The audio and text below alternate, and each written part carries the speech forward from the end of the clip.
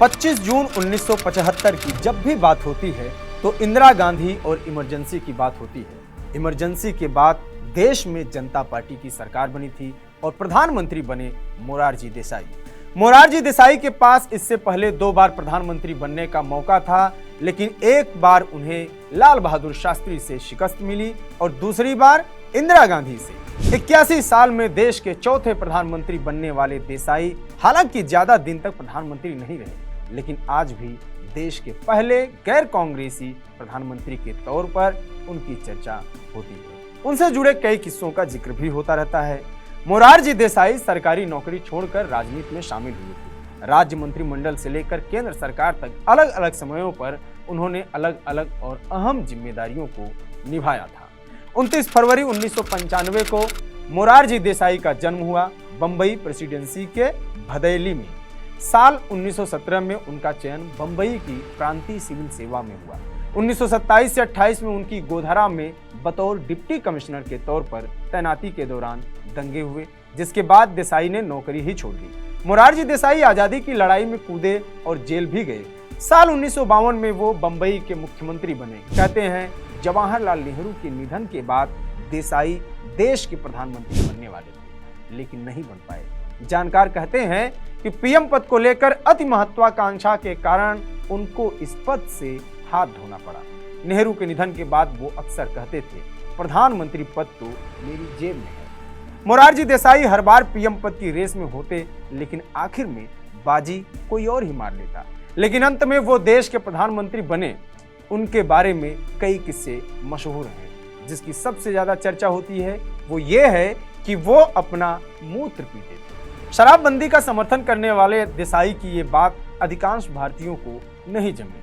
Raw के पूर्व अधिकारी बी रमन अपनी किताब काउ बॉयज ऑफ रॉ में लिखते हैं, 1978 में देसाई फ्रांस के दौरे पर थे। इस बीच वो राजपूत आरठी साठे के घर गए। जब प्रधानमंत्री देसाई वापस दिल्ली चले गए तो बी रमन साठे साहब के घर गए।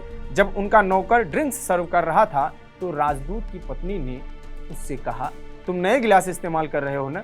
रमन की तरफ देखते हुए राजपूत की पत्नी ने कहा, मुझे पता नहीं कि मोरारजी अपना मूत्र पीने के लिए कौन सा गिलास इस्तेमाल करते थे, इसलिए हमने पुराने सारे गिलास हटवा दिए। मोरारजी देसाई के बारे में कहा जाता है कि वो एक बेहद ईमानदार और गांधीवादी आदमी थे।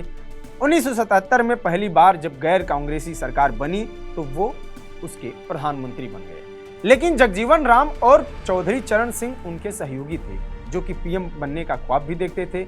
मोरारजी देसाई पहले गुजराती प्रधानमंत्री थे। मोरारजी देसाई के पिता भावनगर में एक स्कूल अध्यापक थे। पिता ने अवसाद में कुएं में कूदकर आत्महत्या कर ली। पिता की मृत्यु के तीसरे दिन मोरारजी देसाई की शादी हुई। शुरुआती पढ़ाई मुंबई के एल्फिंस्टन कॉलेज में हुई, जो उस समय काफी महंगा और खर्चीला माना जाता था। वो बचपन में खूब क्रिकेट देखा करते थे, हालांकि उन्होंने कभी क्रिकेट नहीं खेला।